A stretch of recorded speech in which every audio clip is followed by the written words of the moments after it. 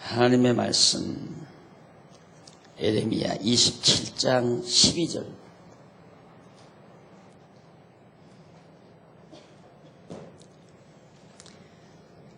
예레미야 27장 12절. 내가 이 모든 말씀대로 유다왕 시드기야에게 구하여 가로되 왕과 백성은 목으로 바벨론 왕의 멍에를 메고 그와 그 백성을 섬기소서. 그리하면 살리이다. 어찌하여 왕과 왕의 백성이 여호와께서 바벨론 왕을 섬기지 아니하는 나라에 대하여 하신 말씀같이 칼과 기근과 연병에 죽으려 하나이까. 13절까지 봉독했습니다.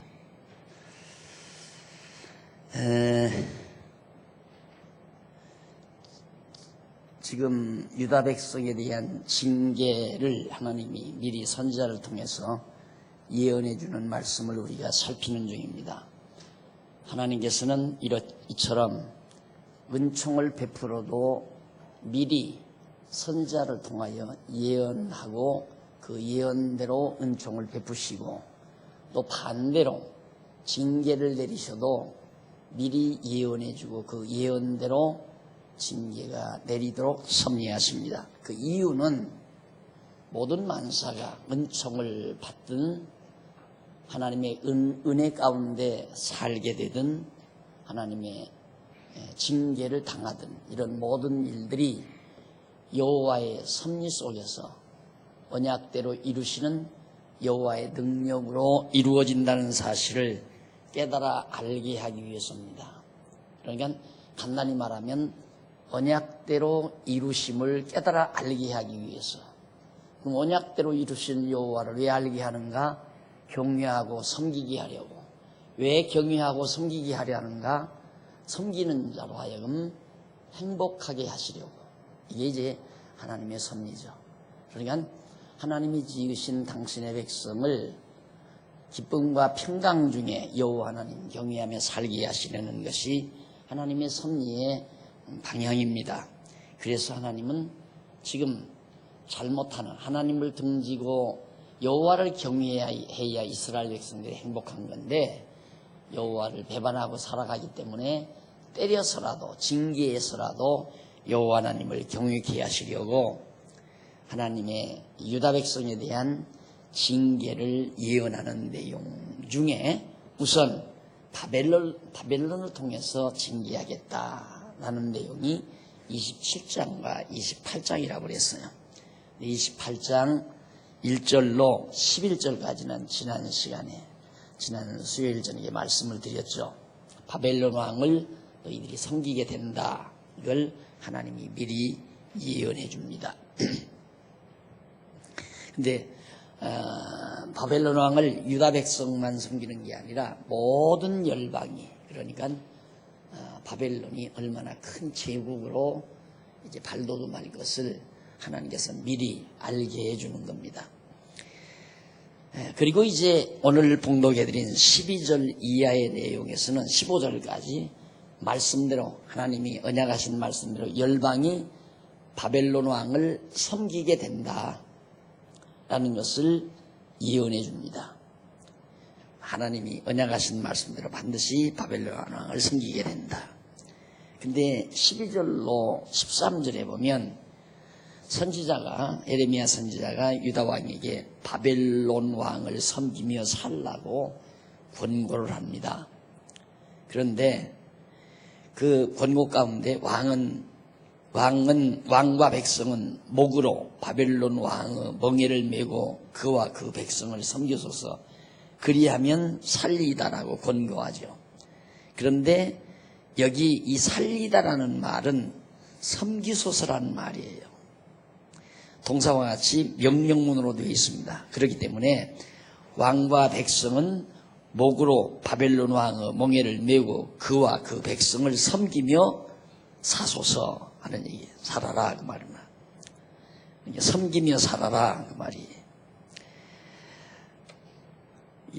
섬기면 살리다 라는 게 아니라 섬기소서, 그리하면 살리이다 그런 말이 아니라 섬기며 사소서 그 말이에요. 어떤 조건에 의해서 살고 죽는 게 아니라는 얘기죠. 그러게 그리하면이라는 말이 그런 문구가 없는데 그것도 그렇게 말을 했다 하는 얘기입니다. 그러면서 왕과 백성은 목으로 바벨론 왕의 멍에를 메고 그와 그 백성을 섬기며 사소서라고 그렇게 번역이 되는데, 자, 이걸 보면 죄의 권세에게 죄에 복종하며 사는 것도 하나님께서 죄 아래에 두시기 때문에 그렇습니다. 악한 권세에게 복종하며 사는 것도, 그러니까 결국 우리를 하나님께서 연단시키시려면 일반 사회도 마찬가지, 일반 국가도 아예 포악한 정치, 포악한 통치자를 하나님이 세우시죠. 하나님이 우리를 시련을 겪게 하시려면 포악한 통치자 그리고 미련한 통치자를 세워서 결국 그 통치자로 하여금 우리가 많은 고난과 역경을 당하도록 하나님이 역사하시고, 또 우리로 하여금 때로는 그런 악한 권세를 복종하며 살도록 갖다 맡겨 놓으시는 겁니다. 과거에도 보면 외정치하에서 일본 사람들이 와서 우리를 통치했습니다. 그 이전에 기독교가 북한에는 굉장히, 북쪽 땅에는 기독교가 굉장히 발전했다고 그러죠. 왕성을 했는데 일본 사람들이 와서 전부 기독교를 전부 학대하고 핍박해서 결국은 교회가 다 망가질 뿐만 아니라 그런 가운데서도 기독교가 굉장히 융성을 했는데, 또 악한 통치자, 공산주의 독재자를 세워가지고 기독교가 완전히 몰락당하도록 하나님이 섭리하시는, 이런 모두가 다 하나님의 권능의 손안에 달려있다. 그러니까 하나님은 선한 일만 하시는 게 아니라, 다시 말해서 우리에게 좋은 일만 하나님께서 섭리하시는 게 아니라 우리 입장에서 볼 때 나쁜 일도 하나님은 섭리한다. 그래서 우리 입장에서 볼 때 좋은 일이나 나쁜 일이나 이 모든 일이 합력해서 하나님의 기준으로 볼 때 좋은 일로 다 만들어 가신다 그 말이죠. 요셉이 볼 때는, 요셉의 입장에서는 아버지의 사랑받고 사는 것이 좋고 아버지의 품에서 떠나서 애굽에 가서 종살이하는 건 싫지만은, 하나님께서는 좋은 일과 요셉의 입장에서 좋은 일과 싫은 일을 다 합틀려 가지고 그것이 합력해서 하나님이 보실 때 선하신 뜻을 이루어 가시는 것이 하나님의 종류입니다.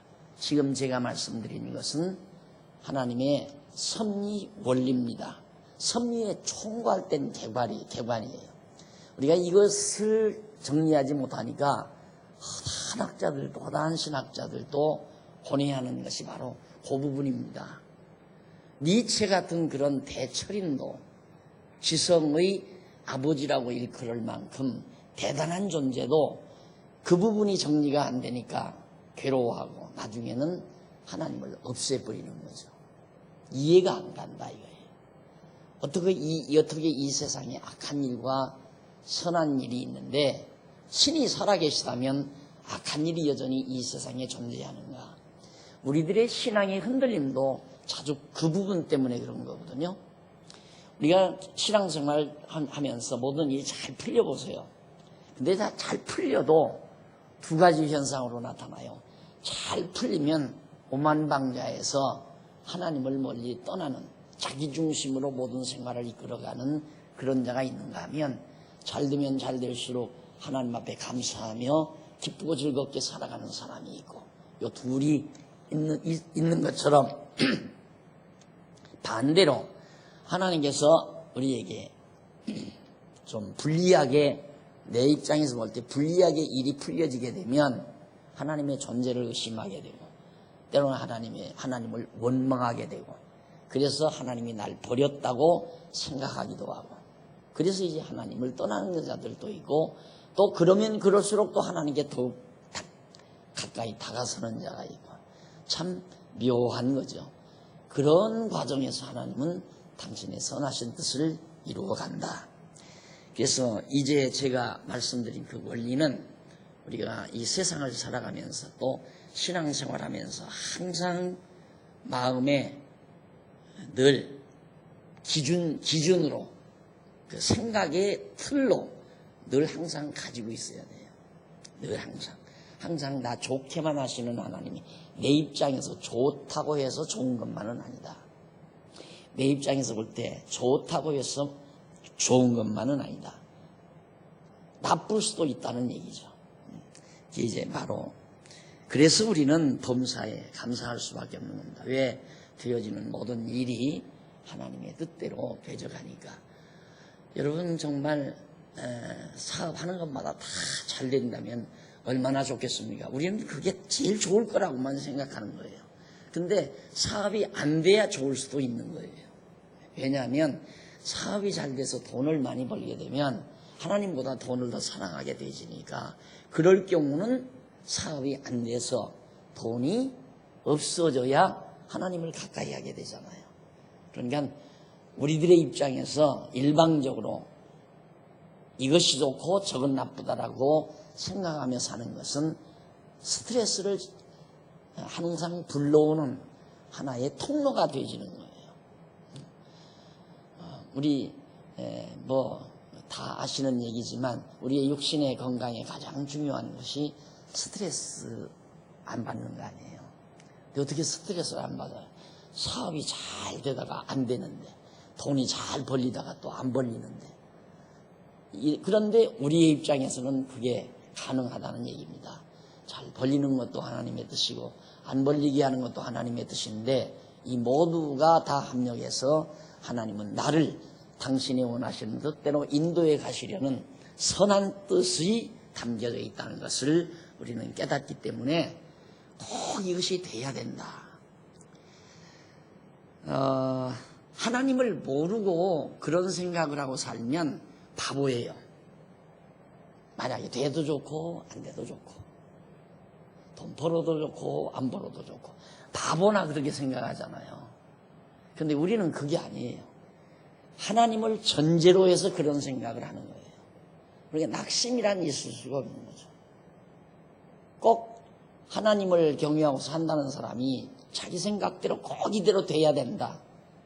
지금 우리 교회가 지금 향해 가는 그 미래가 있잖아요. 어떻게 해야 되겠다고 하는. 당장에 이제 예를 들면 오늘 또 일하시는 분이, 우리 일을 해주시는 분이 왔다 가셨는데, 복지관이 되느냐 안 되느냐. 자, 저게 돼야 빨리 건축도 하고 빨리 밭으로, 농토로 있는 것이 대지로 바뀌어서 우리 교회 재산도 많아지고 재산 가치도 커지고 또 저 땅이 완전히 우리 교회 앞으로 이전도 되고, 그렇게 생각하면 반드시 저렇게 돼야 돼요. 그게 우리의 생각이에요. 그러나 그렇게 생각하면 참 조급하죠. 안 되면 안 될수록 막 스트레스를 받고 막 괴로워하고 큰일 난 것처럼 생각을 하고. 그런데 여러분이 보다시피 우리 장로님들이나 우리 그러지 않잖아요. 하나님이 되게 하시면 하고 안 되게 하시면 안 한다. 이게 표준이에요. 그러니까 돼도 좋고 안 돼도 좋고. 되면 왜 좋은가? 된 것도 하나님의 뜻이니까 좋고, 안 돼도 안 된다면 안 되는 것이 하나님의 뜻이니까 그것도 좋은 거고. 이게 이제 우리의 생각이기 때문에 어떤 경우도 이 세상에서 되어지는 일 때문에 우리가 스트레스를 받고 괴로워하고 근심하고 걱정하고 잠 못 이루고 그런 삶은 안 살아야 된다. 저는 그런 걸로는 참 스트레스를 안 받는데요. 그저께 한나절 제가 이제 일을 해놨거든요. 연구를 해서 다 컴퓨터에다가 이렇게 다 했는데, 전기가 바짝 나가면서 날아가 버렸어요. 또 그게 하니까 어떻게 살아나요? 그런데 내가 조정을 하나 딱 잘못 하나 통해서 싹 날아가 버린 거예요. 하루를 제가 일을 못했어요. 하루 온전. 그러니까 그 오후하고 그 이튿날 오전하고 그러니까 하루죠. 그 오후부터 그 이튿날 오전까지 일을 못했습니다. 스트레스 엄청 받았어요. 그러니까 우리 막내가 그래요. 아빠, 그거 하나님께서 날아가게 한 것은 그보다 더 잘 쓰라고 하나님이 날아가게 하신지 어떻게 알아? 잊어버려? 그러더라고요. 야, 저것이 내 누구보다 낫다 싶어요. 그래서 그 말을 자꾸 기억하면서 나중에 했는데 진짜 먼저 거보다 더 잘 써졌어요. 네. 참 하나님의 섭리의 그 원리 공식, 원리의 틀을 알고 산다는 것은 참 우리에게 무한한 행복입니다. 행복의 원천이죠, 그것이. 그래서 여기 하나님께서 열방으로 하여금 바벨론을 섬기게 해서 바벨론으로 하여금 큰 제국을 이루게 하는 것도 하나님의 경륜 속에 담겨져 있기 때문에 당신 이스라엘 유다 백성의 왕인 시드기야, 당신 왕도 어서 정말 바벨론 왕을 섬기며 살아야 됩니다. 그러니까 바벨론 왕을 섬기며 살으십시오 라고 선지자가 예언하는, 명령하는 내용이 권고하는 거죠. 내용입니다. 그러면서 이어서 어찌하여 왕과 왕의 백성이 여호와께서 바벨론 왕을 섬기지 아니하는 나라에 대하여 하신 말씀같이 칼과 기근과 연병에 죽으려 합니까? 만약에 바벨론 왕에게 항복하지 아니하면 다 죽습니다. 이 말이에요.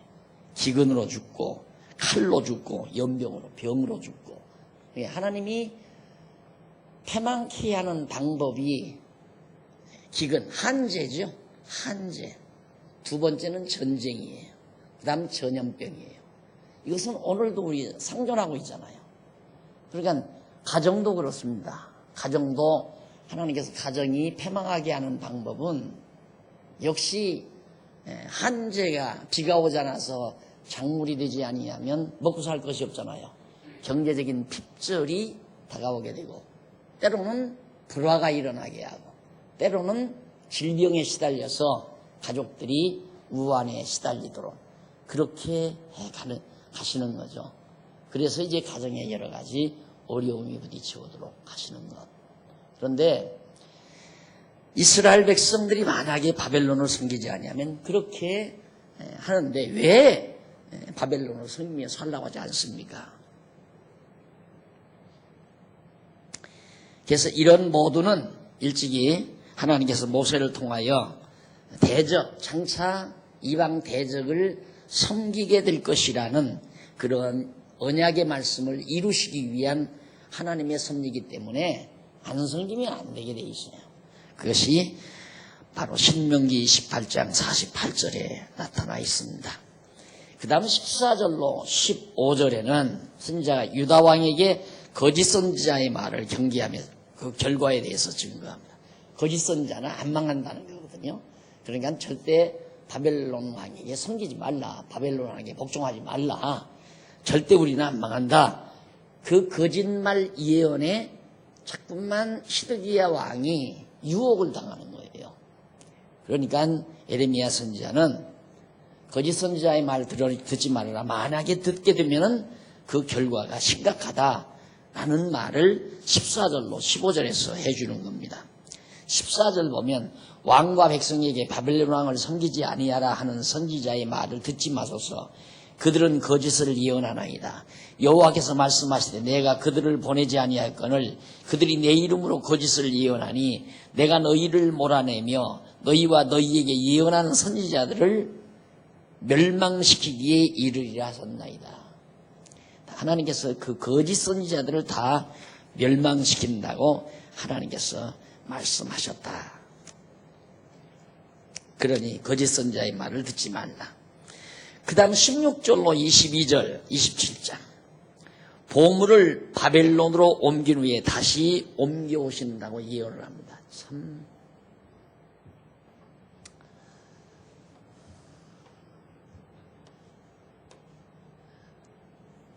여긴 유다 땅 예루살렘을 중심으로 해서. 근데 바벨론은 여기 아니에요, 바벨론. 여기가 바벨론인데, 하나님께서 여기서 이스라엘 백성만 사로잡아가는 게 아니라 보물, 이 보물을 일로로 옮기겠다 이거예요. 옮겨가게 하겠다. 당연하죠. 바벨론이 여기 쳐들어와서 예루살렘을 정복했을 때는 예루살렘의 그 모든 금은 보화 때문에 그런 거거든요. 예루살렘에는 성전 자체가, 솔로몬이 지은 성전 자체가 엄청난 보물덩어리입니다. 그 성전 안이 전부 황금판으로 덮여 있고, 그 다음 성전 안에 탕고마다, 그 창고마다 성전에서 쓰는 각종 기물들이 금으로 다 되어 있잖아요. 금으로, 금쟁반, 은쟁반 같은 거 그렇게 되어 있기 때문에 엄청 큰 보물덩어리가 여기에 다 있단 말입니다. 하나님께서 이걸 다 일로로 옮겨가겠다. 그런데 옮겨갔다가 다시 옮겨오겠다 이거예요. 그런데 그렇게 됐잖아요. 처음에 1차 바벨론 귀환에, 바벨론 포로에서 돌아올 때 그 보물을 많이 가지고 갔잖아요. 고레스가 이제 첫 포로민들 돌려보낼 때 전부 그 궁전의 그 창고를 열어 제키고 너희들에게서 가져왔던 그 보물 다 가지고 가서 여기다 성전 다시 짓고 너희들의 신 여호와를 경외하라. 그래서 보낸 거란 말입니다. 세상에 그런 일이 있을 수가 없잖아요. 근데 하나님이 이 일을 감행하심으로 이스라엘 백성으로 하여금 여호와의 말씀대로 이루어진 사실을 깨달아 그를 경외하며 살게 하시려는 것이 하나님의 섭리죠. 그러니까 우리들이 이런 강의를 듣다가 보면 우리들이 가끔 스스로가 그런 생각할 수 있습니다. 하나님께서 나한테도 좀 그렇게 한번 해보셨으면 참 좋겠다.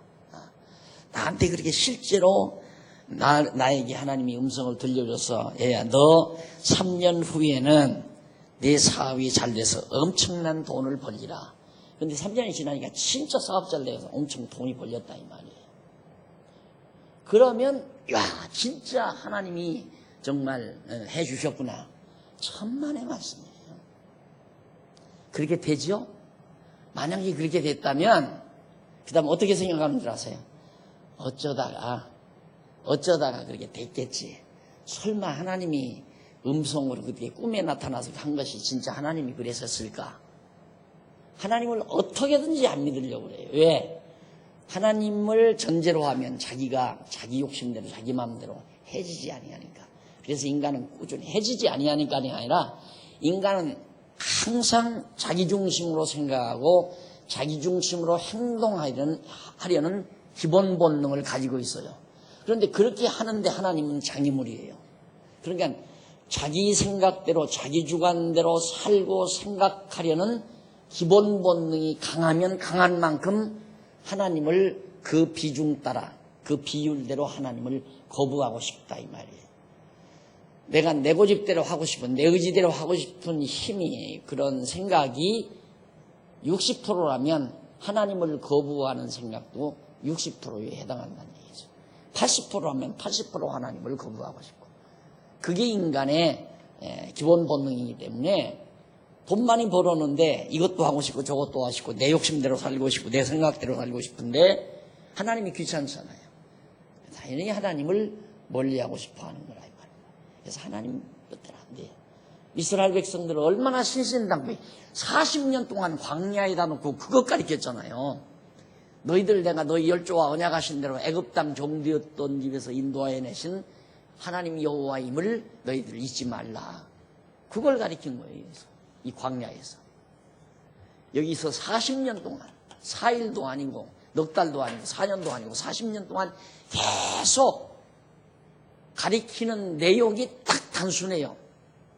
나 잊어버리지 말라. 나 여호와 잊어버리지 말라. 나는 너희 열조와 언약대로 열조와 맺은 열조에게 세운 언약대로 애굽 땅 종되었던 집에서 인도하여 내신 너희 하나님 여호와니라. 그걸 잊지 말라고 계속 가르쳤는데 공부 40년 동안 해놓고도 들어가서 우상 섬기고 하나님 거역하고.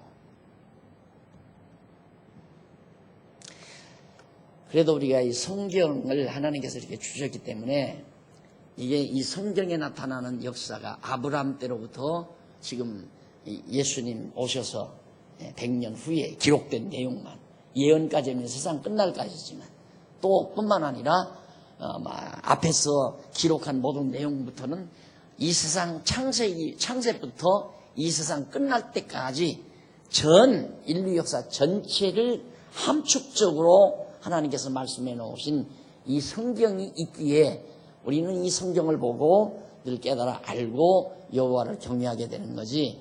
내 한 10여 년, 한 20, 30년 사이에 하나님이 이렇게 해준다고 해줬다. 금방 다 잊어버린다. 잊어버리고 다 하나님 줘버리고. 자, 이래서 하나님이 바벨론으로 그걸 옮겨갔다가 다시 돌아오게 한다. 16절로 18절. 선자가 거짓 선자의 예언을 경계하면서 그에 대한 자기의 견해를 증언합니다.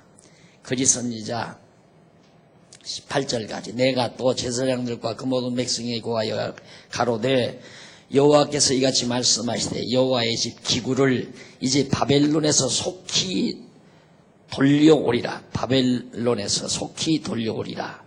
너희에게 예언하는 선지자들의 말을 듣지 말라. 일부 지금 처음에 바벨론 1차 포로에서 바벨론 군대들이 성전 안에 모든 기물들을 다 가지고 갔거든요. 절도로 가지고. 근데 선지자들이 곧 그거 돌아온다. 이 같이 가져갔지만 이제 곧 돌아올 거다. 거짓말이다. 아직은 거짓말이다. 안 돌아온다 이 말이에요. 그런 선지자들의 말을 듣지 말라. 이는 그들이 거짓을 예언함이니라 하시니 17절 너희는 그들을 듣지 말고 바벨론 왕을 섬기라. 섬기며 살아라.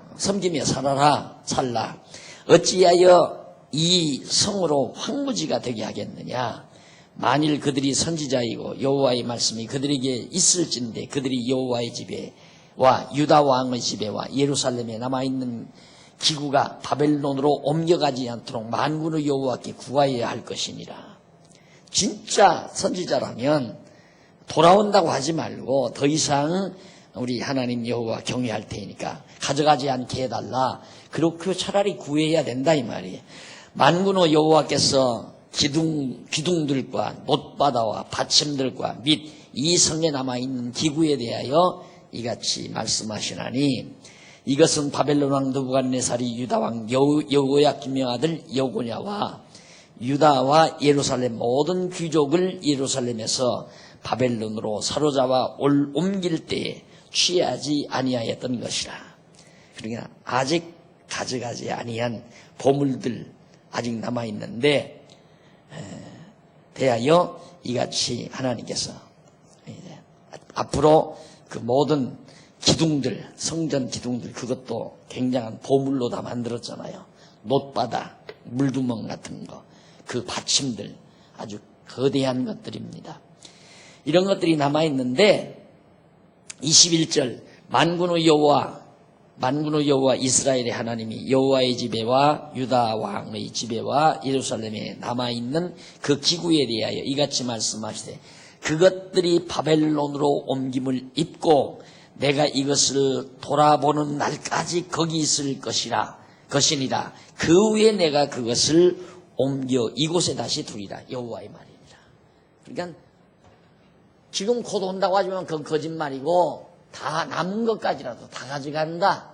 여기에 일부 남아있는 것까지도 다 옮겨갔다가 언제? 결국 70년 후에 하나님이 정하신 그 70년 후에는 그 인물을 다시 이 예루살렘으로 옮겨오게 하겠다. 하나님께서 선지자에게 미리 알려주시고 예언하도록 한 내용입니다. 자, 그런데 그대로 이루어졌죠. 다 이루어졌는데 이렇게 다 옮겨가게 하는 일도 백성을 보물을 가지고 곧도로 돌아오게 하신다고 레위기 26장 40절 45절 여기 나와요. 어디냐면 5570페이지 제일 하단에 보면 나옵니다. 제일 끝에 레위기 26장 40절 45절 그 다음 71페이지 5571페이지 제일 위에 신명기 30장 1절로 10절 여기 보면 이스라엘 백성들이 다 돌아온다. 다 고토로 흩어졌다가 다시 돌아온다. 그리고 그랬는데 그 놀라운 언약대로 에스라 1장과 2장에 보면 전부 느부갓네살에게 빼앗겼던 많은 보물들을 다시 찾아가지고 예루살렘으로 돌아온 거예요. 그래서 에레미야 선지자의 예언이 그대로 이루어진 겁니다. 이런 것들은 모두가 다 하나님께서 예수 그리스도가 오셔서 죽었다가 다시 부활하실 그러니까 다 예루살렘이 다 망했다가 다시 회복된다라는 말은 예수 그리스도가 죽었다가 부활하실 것에 대한 하나의 모형적 사건이에요. 예루살렘 성전, 이 성전이 바로 그리스도에 비하죠. 성전은 그리스도의 몸, 머리 대신 그리스도의 몸을 성전이라고 해요. 그 교회고, 이게 교회.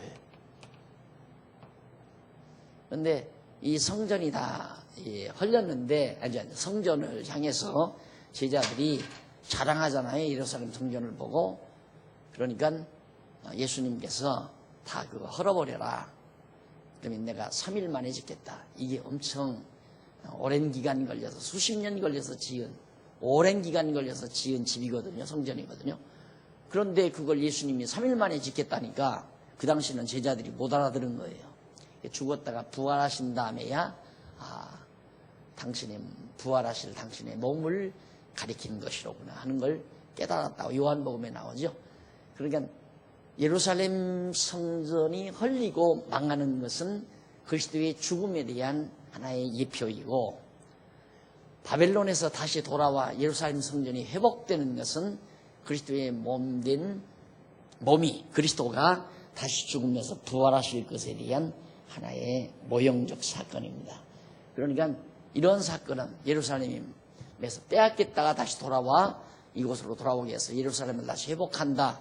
이런 사건은 죽으셨다가 부활하실 그리스도가 오실 것에 대한 언약의 말씀으로 우리가 받아들이는 거죠. 구약이 전부 그런 내용입니다. 전부가 다. 그래서 예수님이 성경은 예수님 당시에 예수님이 성경이라고 하는 것은 구약을 가리키는 거거든요. 그 구약 성경은 내게 대하여, 예수님 자신에 대하여 증거한 것이다 라는 말과 맥을 같이 하는 말입니다. 그러니까 구약 성경은 뭐 하려고 구약 성경을 공부는 왜 하는가? 간단히 말하면 구약 성경을 공부하는 것은 하나님께서 그리스도 메시아 보내실 것을 언약하셨구나. 그 언약이 분명하다는 걸 깨달아 알게 하기 위해서 사실은 구약 성경을 공부하는 거예요. 그러니까 언약하시고 언약대로 이루시는 분이라면 언약을 했을 거 아니에요. 그 언약이 뭐냐? 그리스도라 이 말이에요. 메시아를 언약했다. 그러니까 구약은 여호와를 우리에게 계시하는 것이 구약 성경이에요. 하나님이 여호와이심을. 그리고 이제 신약은 그래서 예수가 그리스도라는 사실을 알려주는 거고요. 자, 그런 내용이 바로 그 이후에 다 기록이 되어 있습니다. 이렇게 해서 지금까지 넘어가서 5571페이지에 보면 지금까지 많은 말씀을 했습니다. 그 내용이 25장에서 27장까지 한 내용인데, 이것은 예레미야 선지자를 유다 백성을 향하여 예언하도록 섭리한 거예요. 유다 백성을 향하여 예언하도록 섭리한 것이 바로 25장부터 27장까지 25장부터 27장까지 나온 내용인데, 그 내용에서 이제 바로 아까 제가 말씀드린 대로 바벨론을 통해서 징계하실 것을 예언한 내용이에요. 그 다음 28장과 29장 5573페이지 제일 상단에 보면 거짓 선지자를 통해서 예언을 합니다. 거짓 선지자를 통하여 예언한다. 근데 거짓 선지자에 대한 예언은 우선 거짓 선지자가 저주를 받는 사건이 28장에 나옵니다. 거짓을 예언한 선지자가 저주를 받아요. 그 가운데 1절로 9절에 보면 28장 1절로 9절에 보면 바벨론 왕의 멍에를 꺾었다고 예언한 하나냐에게 충고하는 내용입니다. 이에 유다왕 시드기야의 즉위한 지 오래지 않은 해, 즉위해서 얼마 되지 않아 가지고 그때가 언제냐면 곧 4년 5월에 한 4년이 지나서 기브온 아수르 아들 선지자 하나가 여호와의 집에서 제사장들과 모든 백성 앞에서 에레미야에게 말을 하는 겁니다. 내게 말하여 가로되 만군의 여호와 이스라엘의 하나님이 이같이 말씀하여 가라사대 내가 바벨론 왕의 멍에를 꺾었느니라. 내가 바벨론 왕 느부갓네살을 이곳에서 바벨론으로 옮겨간 여호와의 집 모든 기구를 2해가 차기 전에 다시 이곳으로 가져오게 하겠고 내가 또 유다 왕 여호야김의 아들 여고니아와 바벨론으로 간 유다 모든 포로를 다시 이곳으로 돌아오게 하리니 이는 내가 바벨론 왕의 멍에를 꺾을 것임이니라. 여호와의 말이니라 하셨다 하는지라. 자, 거짓 선지자가 에레미야한테 그럴듯하게 예언을 해요. 하나님이 그러시는데, 여호와께서 그러시는데 이태 안에 2년이 다 안 차서 그 안에 1차적으로 예루살렘으로 잡혀간 사람들과 또 모든 보물들을 다 이곳으로 다시 옮겨온다고 그렇게 여호와께서 말씀하셨다. 그 얘기예요. 그러니까 선지자 에레미야가 5절에 나오죠. 선지자 에레미야가 여호와의 집에 선 제사장들의 입 앞과 모든 백성 앞에서 선지자 하나야에게 말할세 선지자 에레미야가 말하되 아멘 여호와는 이같이 하옵소서. 여호와께서 내 예언대로 이루사 여호와의 집 기구와 모든 포로를 바벨론에서 이곳으로 다시 옮겨 오시기를 원하노라. 나도 그걸 원한다 이 말이에요. 네가 예언대로 그렇게만 해주신다면 얼마나 좋겠느냐. 나도 그렇게 하기를 원한다 그 말이에요. 그러나 그렇게 안 된다는 얘기죠. 그러니까 바로 그러나 나오잖아요. 7절. 그러나 너는 이제 내가 네 귀와 모든 백성의 귀에 이르는 이 말을 들으라. 나와 너 이전 선지자들이 자고로 여러 나라와 큰 국가들에 대하여 전쟁과 재앙과 연병을 예언하였느니라. 자고로 예언했다. 평화를 예언하는 선지자는 그 예언자의 말이 응한 후에야 그는 진실로 여호와의 보내신 선지자로 알리게 되리라. 네가 좋은 말을 예언했는데 과거부터 하나님께서는 다 예언을 하게 했다. 그런데 네가 평화로운 말, 좋은 말 얼마나 좋으냐. 2년 안에 다 옮겨온다는데 그런데 그 말이 참으로 네가 진짜 선지자인가는 그 말이 이루어지는가 안 이루어지는가에 따라서 확인할 수 있다라는 사실을 9절까지 해서 가르쳐줘요. 그런데 우리가 지금도 이제 가장 이제 모세입니다. 모세 그리고 다윗이죠. 그리고 이제 여기가 포록인데 70년 포록인데 에레미야 선지자는 여기에 근거예요. 모세와의 언약에 모세 언약이 근거예요. 그러니까 신명기 5경이죠. 5경. 특히 레위기 신명기에 나타난 모세 언약의 근거에서 하나님은 에레미야로 하여금 여기서 예언하게 하는 거란 말입니다. 예언. 그러니까 이것은 틀림없이 이루어지는 거죠. 그런데 거짓 선지자들은 여기에 그런 말이 왜 그러냐면 이미 하나님께서 70년 만에 돌아오게 한다고 했잖아요. 그리고 다 성이 다 회파된다고 그랬어요. 여기서 모세 때 모세가 가나안 땅 들어가 살 때 너희 성이 다 회파되리라.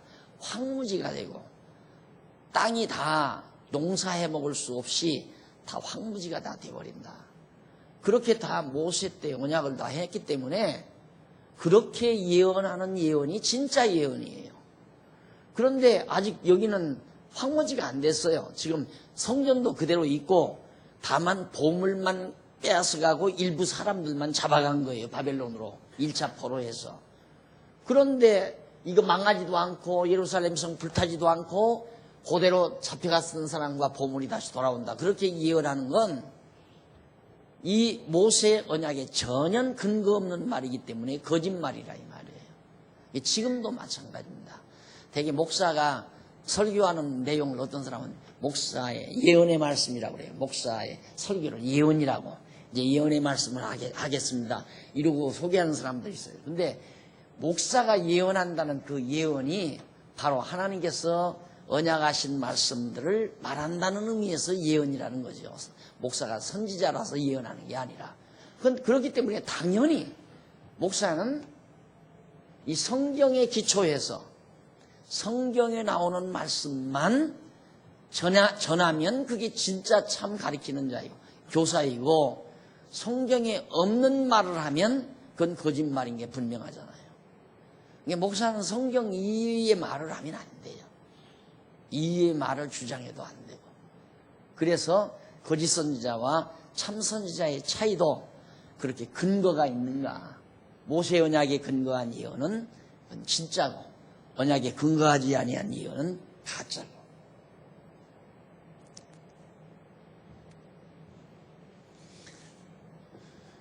그래서 이제 10절로 17절에 백성에게 거짓을 예언한 하나냐를 저주해서 죽게 만들어 버립니다. 죽어버려요, 거짓 선지자가.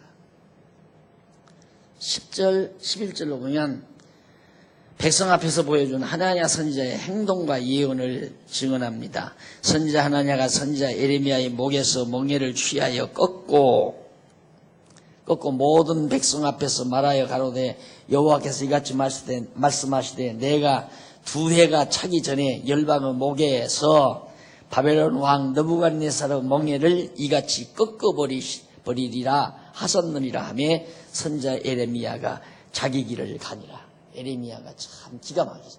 예레미야 목에 이제 멍에를 맸거든요. 멍에를 맸다는 것은 이스라엘 유다 백성들이 이제 바벨론에 포로로 잡혀가서 멍에 매고 그들에게 종살이할 것을 보여주기 위한 하나의 행동이었죠. 그런데 거짓 선자가 멍에를 벗겨가지고 다 꺾어버리고는 이틀 만에 이제 다 돌아올 건 한다고 했다. 하도 기가 막히니까 예레미야가 그냥 돌아서서 갔습니다.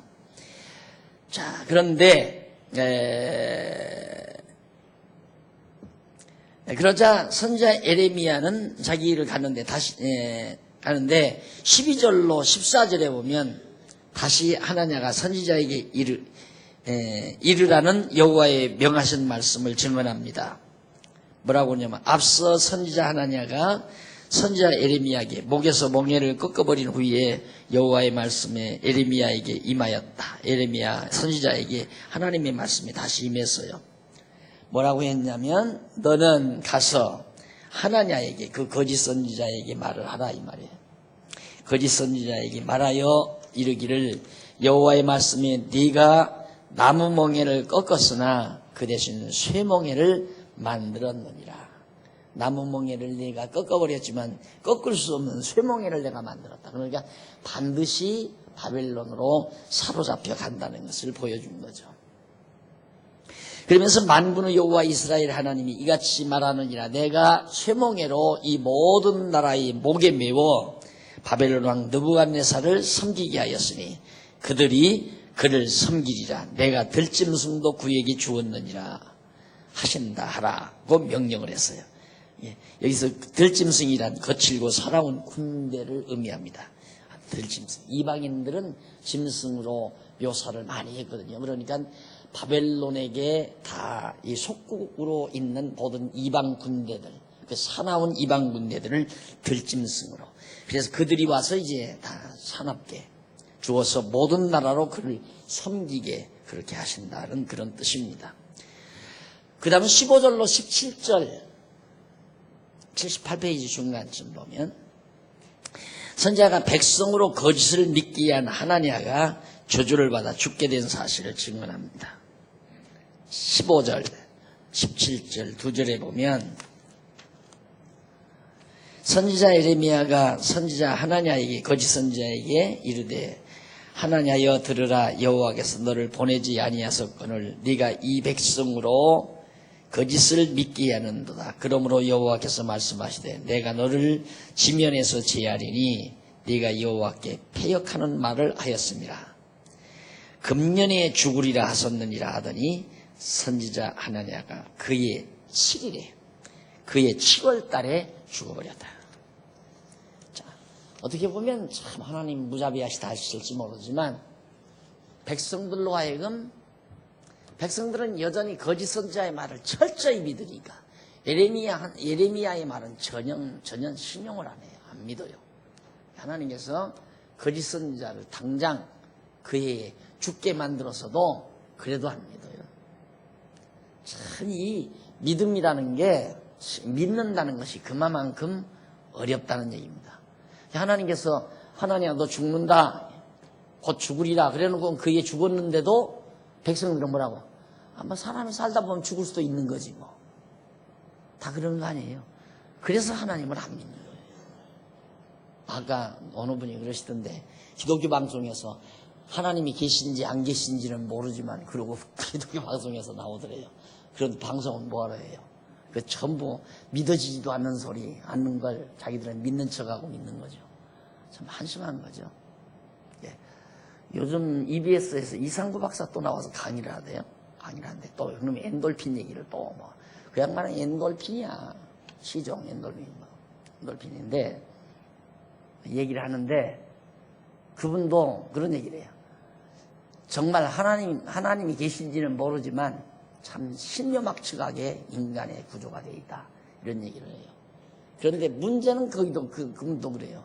어떻게 하면 스트레스를 안 받느냐. 스트레스를 안 받아야 되는데. 그래서 억지로 막 눈을 감겨놓고 심리학자가 막 좋은 생각만 하게 만들었대요. 막 그러니까 갑자기 암 환자가 좋아지더래요. 좋은 생각, 막 아름다운 생각, 그런 생각만 그렇게 해놓으니까. 그런데 그렇게 해서 많이 좋아졌는데 또 두 번째 하니까 아무 효력이 없더라는 거예요. 왜 그러는가? 그게 좋은 생각만 하려고 인간이 스스로 노력해서 가짜라도 그러니까 그런 사람들 있잖아요. 막 억지로라도 웃어라. 맞죠? 억지로라도 웃으면 효과는 있죠. 혈액순환이 좋아지니까. 그런데 항상 억지로 웃어요? 나중에 항상 억지로 계속해서 웃다가 보면 남들이 미친 사람으로 보는데. 문제는 속에서 솟아나야 돼요. 항상. 그 솟아난다는 건 뭡니까? 머리가 아까 제가 말씀드린 대로 모든 범사 전능하신 여호와 하나님이 주관하신다는 사실이 믿어져 버리면 그게 믿어져야 되거든요. 그거 믿는다는 건 우리가 이렇게 공부를 하면 아 진짜 그렇구나. 자꾸 믿어지잖아요.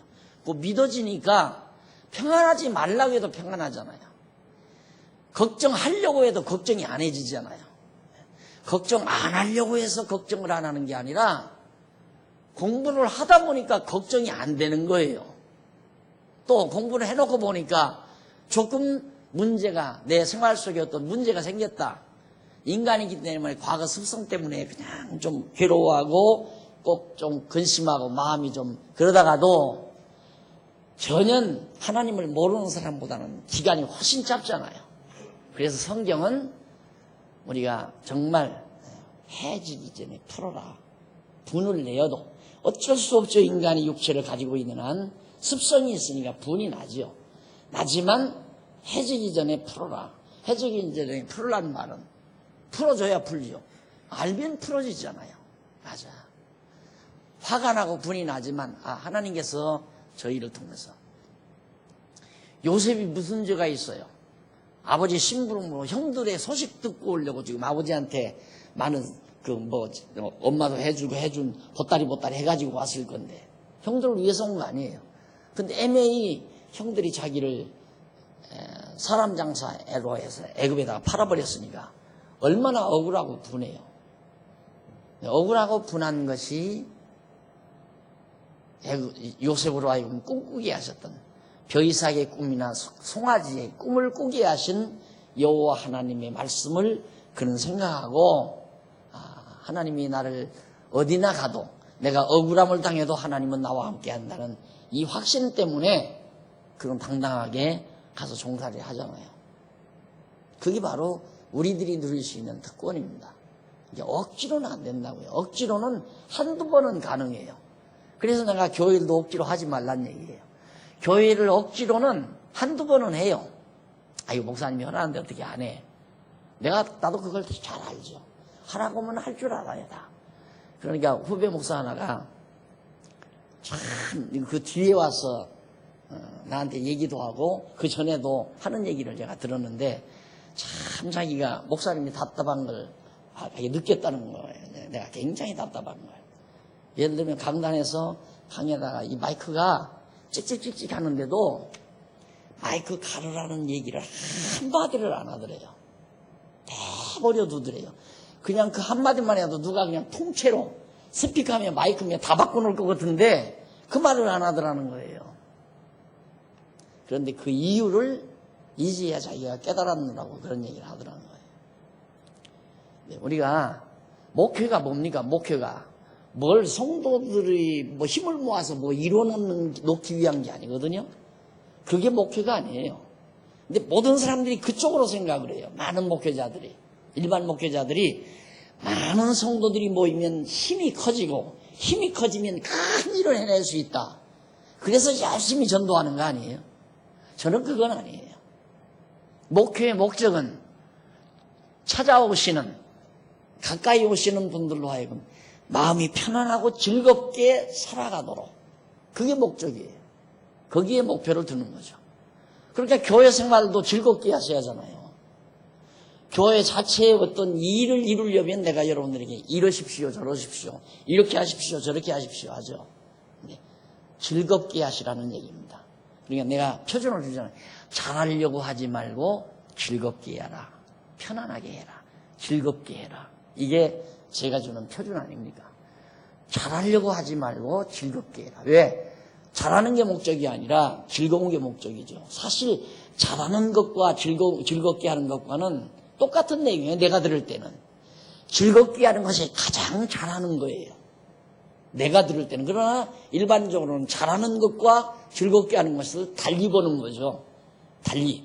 잘하는 것은 모든 일이 잘 매끈하게 계획대로 잘 해가는 거, 그걸 잘한다고 생각하지만 나는 즐겁게 하는 일을 제일 잘하는 일로 본다 이 말입니다. 자, 음식을 맛있게 하는 것이 잘하는 게 아니라 음식을 즐겁게 하는 것이 즐겁게 하는 것이 잘하는 거다. 속으로는 그냥 하기 싫지만은 하라니까 억지로 맛있게 했다. 그건 잘한 게 아니에요. 비록 맛이 좀 없더라도 즐겁게 하면 맛있는 거다. 여러분 이게 보통 또 이런 얘기면 안 되죠. 여러분 스스로가 이게 보통 얘기 아니다 그렇게 느끼셔야지. 그렇게 느끼시는 분은 진짜 제 말을 액면대로 받으신 거예요. 그렇게 느끼시는, 야, 이 말은 보통 말이 아니다. 보통 말이 아니죠. 성경에 있는 말이니까. 야, 여러분 뭐 잘못한 것에 대해서 나도 어떤 때는 쓴법 잘못한 것에 대해서 말하고는 아이고 내가 왜 이 바보짓을 했나 이 생각 바로 하죠. 즐겁게만 하면 됩니다. 그래서 아이들한테도 오죽하면 대학 입시 또 고등학교 막 다닐 때 아이들한테 공부하느라고 애쓰면 야, 공부는 즐겁게 해야 한다, 즐겁게 해야 한다 그러니까 짜증스럽게 아빠 공부를 어떻게 즐겁게 해 그래요. 아니야, 그래도 공부는 즐겁게 해야 돼. 그렇게 할 수만 있다면 또 해지게 돼 있어요. 잘 지도를 해가면 즐겁게. 교회 생활도 즐겁게. 즐겁지 않으면 하지 말라. 솔직히 해놔서 뭐 하려고요. 솔직히 예를 들어서 우리 막 연보를 몽땅 합시다. 막 연보 많이 합시다. 억지로라도 연보를 많이 했습니다. 수십억 만들어가지고 더 딴 것도 사고 막 건물도 막 크게 이것도 리모델링도 하고 막 밖에도 더 증축을 하고 해서 근사하게 해놓읍시다. 그거 자랑하고 살려고요. 이거보다 훨씬 좋은 거 유럽에 가면 천지예요. 대한민국 땅에도 천지고 자랑거리가 안 돼요. 그거 가지고는. 네. 그거 해놔왔댔자 하나님께서 내 영혼 불어주시는 순간 아무런 필요가 없어요. 아무 필요가 없어요. 도리어 그것에 대한 미련이 있으면 눈 감는 데 지장이 조금만 있는 게 아니라 적극적으로 있어요. 눈을 못 감아요. 뒤집어 눈을 뒤집어 불려요. 이를 부두둑 갈아요. 그래서 그것 때문에 제가 은퇴하는데 아마 우리 교회 재살이 훨씬 우리 교회 규모가 적었으면 훨씬 편했을지도 몰라요. 그렇다고 해서 이만큼 많다고 해서 제가 은퇴하기 싫은가? 그건 아니에요. 우리 그게 목적이 아니에요. 우리 다 함께 정말 그리스도 안에서 진리와 함께 기뻐하는 것이 가장 지혜로운 삶입니다. 그래서 교회 생활은 즐겁게, 연보도 많든 적든 즐겁게, 봉사도 잘하든 못하든 즐겁게 우리 함께 그리스도 안에서 감사함으로 즐겁게 살아가는 것이 가장 지혜로운 삶이다 라는 것. 자, 그래서 결국 거짓 선지자가 죽어버렸는데 거짓 선지자의 죽음을 예언하는 내용이 29장에 소개되죠. 있게 한 하나냐가 저주를 받아 죽게 되고, 그 다음 이제 29장에는 거짓한 선지자들, 앞으로도 거짓을 예언한 그런 선지자들은 다 죽는다. 이것도 벌써 신명기 13장 1절 5절이나 18장 20절, 79페이지 중간에 보면 나오죠. 중간점 뒷부분에 보면 5579페이지 중간 뒷부분에 보면 신명기 13장 1절 5절 18장 20절 거기 보면 그런 내용이 나와요. 가나안 땅에 들어가 살 때 거짓 선지자의 말을 듣지 말고 그 선지자를 죽이라고 명하신 내용이 거기 나옵니다. 그러니까 벌써 하나님께서는 이때 다 모세 때 이때 될 일을 전부 다 예언해 놓고 죽이라고 명령하시고 또 명하신 하나님께서 거짓 선지자들을 죽이시고, 다음 시간 29장 오늘 강의 여기서 마무리합니다. 살아계신 하나님 아버지, 은혜를 감사드립니다. 오늘 또 하루 일과를 마치고 석양 저녁 저희들이 함께 모여 잠시 진리와 함께 기쁨을 나누게 하심을 감사드립니다. 우리가 이렇게 하나님 말씀을 배우는 것은 우리의 지식을 축적해서 성공하려는 것도 아니고 자랑하려는 것도 아니고 어디에 정말 남에게 이용하려는 것도 아니고 나 자신을 그리스도의 사람으로 세워가기 위한 귀한 작업인 줄로 저희들이 깨닫습니다. 하나님 아버지, 이 말씀 우리들 마음속에 깊이 간직하고 이 세상 살아가면서 모든 범사, 어두운 일이나 밝은 일이나 괴로운 일이나 즐거운 일이나 모든 만사가 다 하나님이 나를 나되게 하시기 위해서 베풀어 주시는 하나님의 섭리로 받아들일 수 있는 여유와 믿음과 또 우리의 생각을 허락해 주시옵시기를 간절히 비오며 돌아가는 발길도 지켜주시고 주님 안에서 다시 만날 때까지 귀한 종들의 머리 위에와 가정 위에 늘 평안을 더하시옵소서. 예수님의 이름으로 기도드립니다. 아멘.